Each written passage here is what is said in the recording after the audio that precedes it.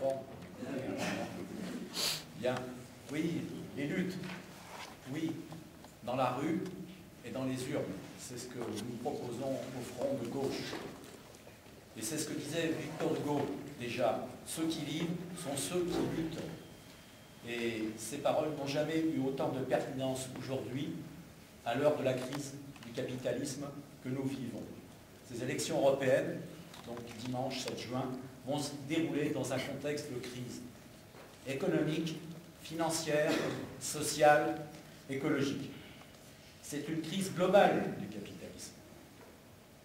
Elle atteint des dimensions qui remettent en cause le système lui-même, un système qui s'est construit sur la marchandisation de toutes les activités humaines, dont on mesure aujourd'hui les tragiques dégâts sociaux et environnementaux.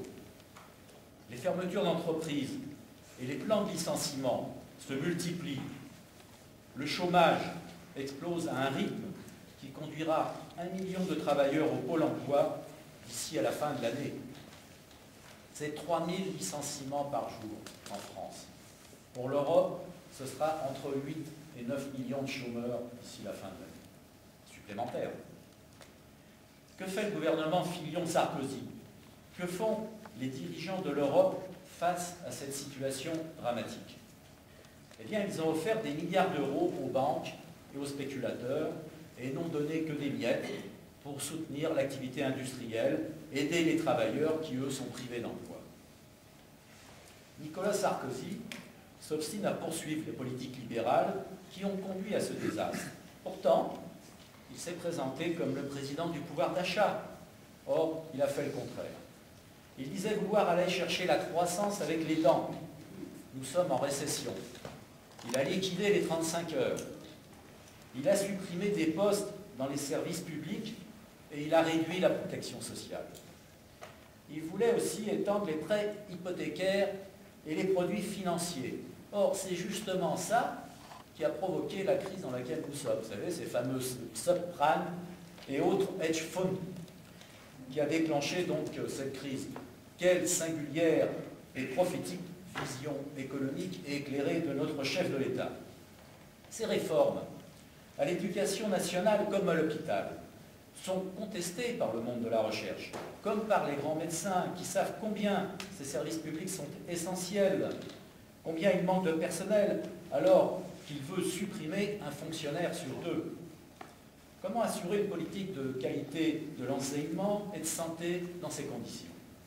Contrairement aux déclarations faites par les ministres, notre enseignement public est excellent. Et nos services de santé sont enviés par Obama lui-même qui veut s'en inspirer. Même les Chinois aussi veulent s'en inspirer. Alors pourquoi cette politique? Pourquoi ces mensonges sur l'efficacité de nos services publics? C'est une question qu'on peut se poser. Et par ailleurs, on veut nous faire croire qu'il n'y aurait pas d'argent. Alors pourquoi cet argent le donner aux plus riches? En 2008, les 756 contribuables les plus favorisés se sont vus restituer 381 000 € par personne grâce au bouclier fiscal, soit 30 années de SMIC. Par contre, des miettes pour les smicards, seulement 1% pour les retraités. Et pour calmer le sentiment de révolte qui monte, on parade, on camoufle la réalité des faits avec des promesses et des vantardises. Par exemple, en fanfaronnant à ce G20 qui a accouché d'une souris pour aboutir en fait à un simple replâtrage du système. Où est la loi pour plafonner les rémunérations incroyables des dirigeants? Où sont les mesures contraignantes pour supprimer les paradis banquiers et fiscaux? Et cette politique libérale, elle ne tombe pas du ciel.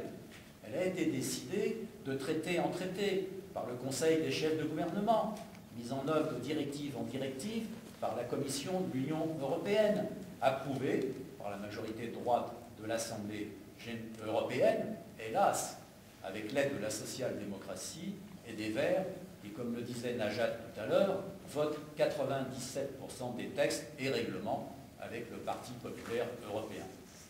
La fameuse concurrence libre et non faussée que les peuples français et néerlandais ont refusé en 2005 lors du vote contre le projet de traité constitutionnel européen. Ou plus récemment, les Irlandais contre le traité de Lisbonne, s'impose néanmoins et sert de paravent, de prétexte à la privatisation de nos services publics au mépris des intérêts de la population. Les droits et la protection des salariés sont sans cesse remis en cause. Réforme du Code du travail, instauration des franchises médicales, réforme des retraites.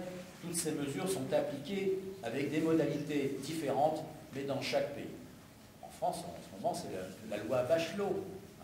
Et c'est vraiment là le démantèlement complet de notre service de santé et sa privatisation. C'est vraiment très grave. J'entendais cet après-midi un camarade avec qui on était là, du côté de Semur, Saulieu, etc. Il n'y a plus de service de chirurgie. Et il y a une personne qui en est morte parce que le temps qu'on la transporte à l'hôpital de Dijon, eh bien, elle est décédée, tout simplement. Voilà. Cette Europe sociale, toujours promise, elle n'est jamais mise en œuvre. On nous l'a promis depuis Maastricht. On attend toujours. Ça fait 20 ans. Face à la mondialisation capitaliste, l'Europe devrait être la solution. Or, elle est devenue le problème. Au lieu d'être un bouclier, elle a été le cheval de Troie des politiques libérales dont on mesure aujourd'hui les tragiques conséquences.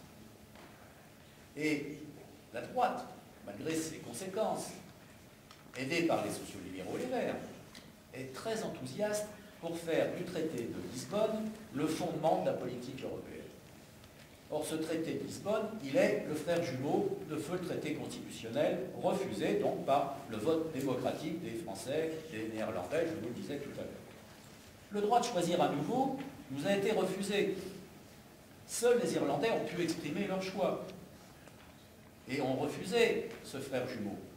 Mais ils doivent revoter à l'automne, et jusqu'à ce que, oui, s'en suive un texte modifié qui revient, comme le disait, le soulignait Najat, sur les pires projets réactionnaires, c'est-à-dire supprimer le droit à l'avortement qui était dans ces projets, et pour satisfaire donc les conservateurs irlandais et les polonais, on peut l'ajouter également.